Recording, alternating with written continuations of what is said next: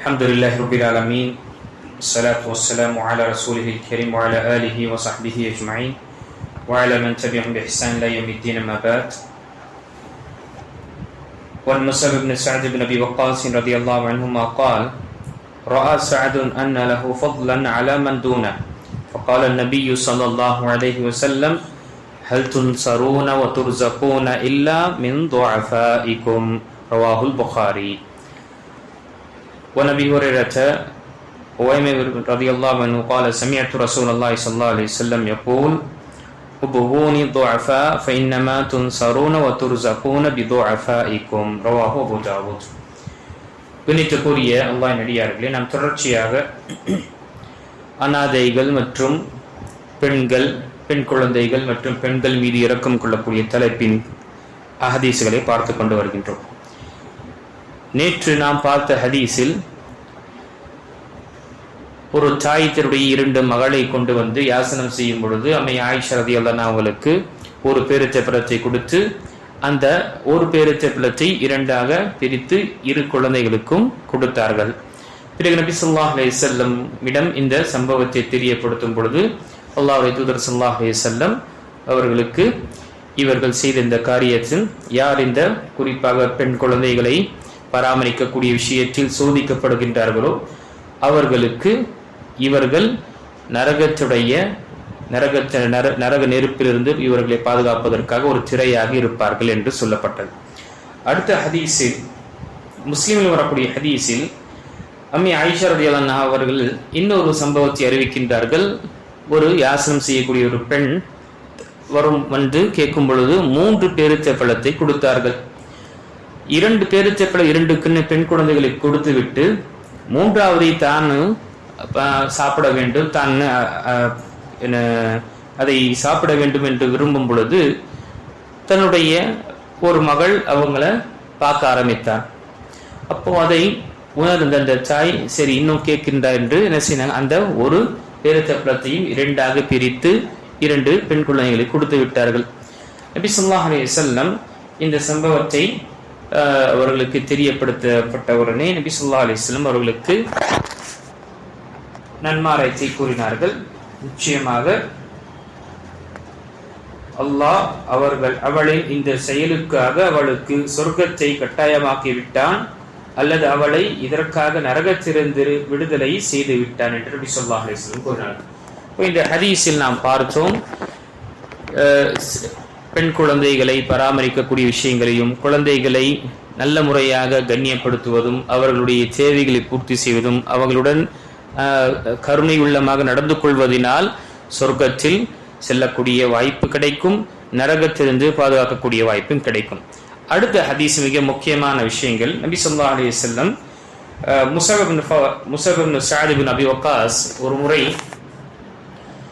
அவர் அறிவிக்கின்றார்கள், என் தந்தை ஸஅத் ரலியல்லாஹு அன்ஹு அவர்கள் தன்னை மற்றவரை விடவும் சிறந்தவராக கருதி கொண்டிருந்தார்கள்.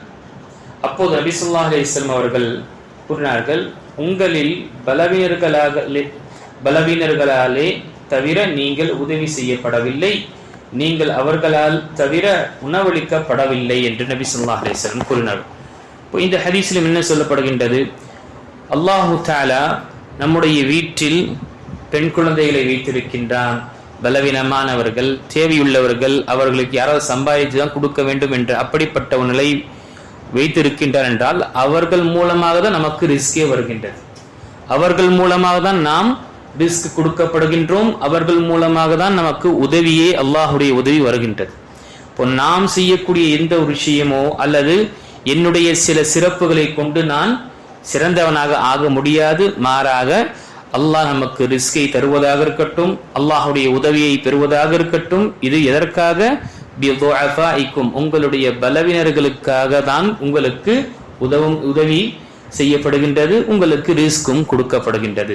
இப்போ பெண் குழந்தைகளை பராமரிக்கும் பொழுது, அதே போல பெண்கள் மீது செலவு செய்யும் பொழுது, நாம குடும்பத்தின் மீது செலவு செய்யும் பொழுது நாம் சிறந்தவர்களாக என்று நாம் நினைத்துக் கொள்ள வேண்டாம், அல்லது இவர்களுக்கு நான் உபகரணம் செய்கின்றேன் என்று நினைத்துக் கொள்ள வேண்டாம். மாறாக நமக்கு ரிஸ்க் கிடைக்கின்றதே எதற்காக, இவர்கள் நம்முடன் இருப்பதனால தான். இவர்கள் தானாக சென்று சம்பாதிக்க முடியாத ஒரு பலவீனமான நிலை இருக்கும் பொழுது அல்லாஹ் இவர்களை நம்முடைய பொறுப்புதாரி வைத்து நமக்கு ரிஸ்கையும் நமக்கு அபிவிருத்தியும் உதவியும் அல்லாஹ் தஆலா நமக்கு ஏற்படுத்துகின்றான். இது எப்பொழுதுமே நாம் மறந்துவிடக் கூடாது. சில நேரத்தில் என்ன ஆகும், நாம் வெளியே சென்று விட்டு சம்பாதித்து வருகின்றோம், அல்லது வெளியே சென்று மிக களைப்படும் வரும் பொழுது நம்முடைய பெண் குழந்தையாக இருக்கட்டும் அல்லது மனைவியாக இருக்கட்டும் தாயாக இருக்கட்டும் வீட்டில் இருக்கக்கூடியவர்களை நாம் ஏசுவதும் எரிந்து விழக்கூடிய நிலை இருக்கும். ஆனால் நாம் இந்த விஷயத்தை நினைவு கொள்ள வேண்டும். அவர்களால் தான் அல்லாஹ் நமக்கு ரிஸ்கில் பர்க்கத்தையும் கொடுக்கின்றான். அல்லாஹு தஆலா அவர்கள் மூலம் அவர்கள் இருப்பதினால்தான் நமக்கு அல்லாஹு தஆலா உதவியும் செய்கின்றான். நாம் சில பொதுவாக சொல்கின்றோம் அல்லவா, பெண் குழந்தை பர்க்கத்து தாங்க, பெண் குழந்தை இருந்தாலே பர்க்கத்து தான் என்று நாம் சொல்கின்றோம். அது நம்ம இந்த ஹதீஸில் பார்க்கலாம். ஆக நாம் ஒருவருக்கு செலவு செய்கின்றோம் என்றால் அதை நாம் ஏதோ அவர்களுக்கு உபகரணம் செய்கின்றோம் என்று நாம் நினைக்க கூடாது. மாறாக இது அல்லாஹ் என் மீது அமைத்து இருக்கக்கூடிய ஒரு கட்டளை, என் மீது இது கடமை, அவர்கள் மீது செலவு செய்ய வேண்டும். இதை நான் செய்தால்தான் அல்லாஹுடைய உதவி நமக்கு வரும் என்ற விஷயத்தை நாம் நினைவு கொள்ள வேண்டும். அப்போ இந்த ஹதீஸுகளை நாம் அனைத்து பார்க்கும் பொழுது எத்தீம்கள் அனாதைகள் மேலே செலவு செய்வதும், அவர்களை இரக்க குணமாக பார்ப்பதும், அவர்களை அரவணைத்துக் கொள்வதும், பெண் குழந்தைகளை சரியான முறையில் பராமரிப்பு செய்வதும், பெண்களுக்கு அவர்களுக்குரிய தேவைகளை பூர்த்தி செய்வதும், அவருடைய வாழ்வாதாரத்தை ஏற்படுத்தி அவர்களுக்கு ஒரு நல்ல ஒரு நல்ல ஒரு வாழ்க்கையை ஏற்படுத்துவது என்பது இது அல்லாஹு தஆலா நமக்கு வைத்திருக்கக்கூடிய பொறுப்பு. இதை நாம் ஒரு பொறுப்பாக செய்யும் பொழுது நமக்கு இதில் பரக்கத்தையும் அல்லாஹு தஆலா உதவியும் நமக்கு கொடுக்கின்றான். ஆக இன்ஷா அல்லாஹ் வரக்கூடிய அமர்வில் மீதமுள்ள ஹதீஸ்களை நாம பார்க்கலாம். அல்லாஹு தஆலா சொல்லக்கூடியவனுக்கும் கேட்கக்கூடிய அனைவர்களுக்கும் தன்னுடைய பெண் குழந்தை மற்றும் குடும்பத்தார் மீது செலவு செய்யக்கூடிய விஷயத்தில் அல்லாஹுடைய உதவி நமக்கு கிடைத்துக் கொண்டிருக்கின்றதும், அல்லாஹு தஆலா நமக்கு ரிஸ்க் இவர்கள் மூலமாக கொடுக்கின்றான் என்ற எண்ணத்துடன் நாம அந்த விஷயத்தை செய்யக்கூடியவர்களாக அல்லாஹ் ஆக்கி அருள்வானாக. ஆமீன். வாஹிரு தஅவானா அல்ஹம்துலில்லாஹி ரப்பில் ஆலமீன்.